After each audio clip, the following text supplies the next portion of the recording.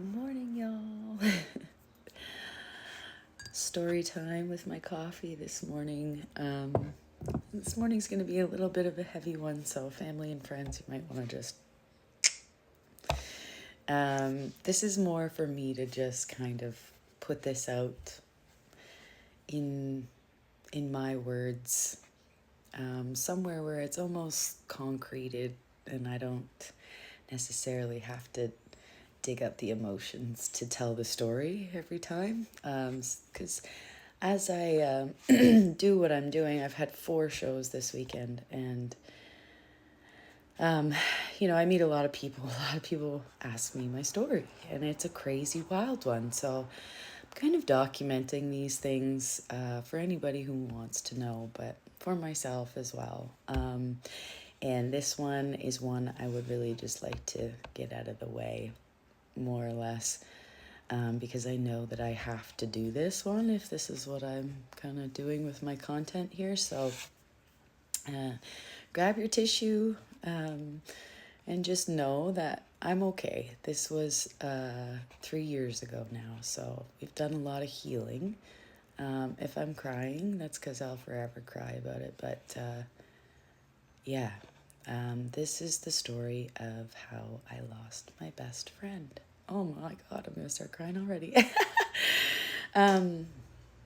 So in 2020, right in the middle of the pandemic, I moved home from New Zealand. So in the middle of a pandemic, I'm flying across the world with 4 suitcases, all of my snowboard gear, my guitar, and a 4-month-old cat. When I got to my mother's house, my room was decorated and made to be really beautiful, and there was signs up everywhere saying welcome home. And that was Michelle and her kids who did that, and they were my first visitors in the driveway from afar. When I came home, because at that time you had to be isolated for 2 weeks. So Michelle and I grew up together. So not super, super close, but like we were a fair bit. It was just kind of off and on, because you have to understand that throughout my childhood we moved quite a bit, and so did Michelle and her family. And, we don't come from money or anything, let's put it that way. So, yeah, so there was a lot of moving around. So Michelle and I always had this this connection where we were always happy to see each other. Like, even as kids, we never squabbled or anything, and there was never any jealousy. There was never any competition or competing or anything. We weren't like that with each other. Not that I was a ton with anybody, but anyway. And then fast forward to when Michelle was like 15, she met RJ, and they were, just puppy love, little, like, not... Anyway, and Michelle got pregnant when she was 15, and she kind of leaned on my mom and me. And my brother's girlfriend as well. And she actually lived like up the street from us, so she would spend a lot of time at our house. And I threw her first baby shower. Like, there's lots of pictures of it on Facebook. I was supposed to be there when Maddie was born, her firstborn. And I was racing to the hospital from my job, and I didn't get there in time.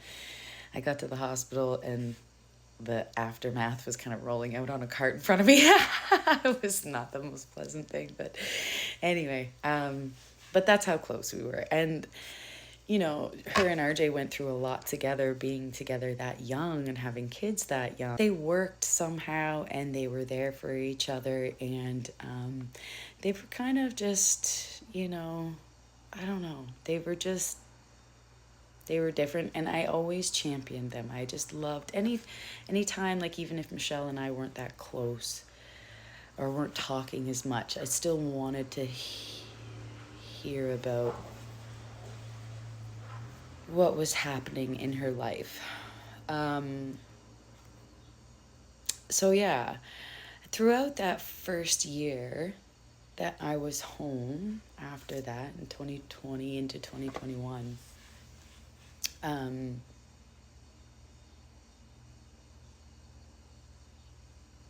Michelle and I became really close. She helped me move in the middle of like a total breakdown that I was happening.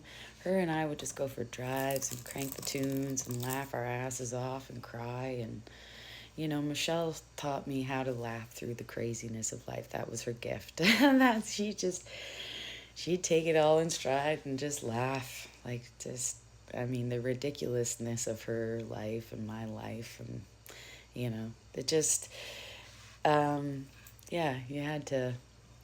But Michelle was always, you know, that smart one.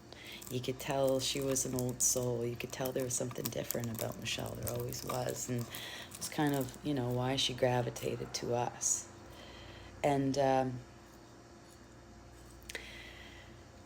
yeah, so, and then into 2021, we were cultivating a bit of land, turning it into a little getaway. So that's how we spent every weekend. They did more so than me. I was stuck on the other side of the border for a while.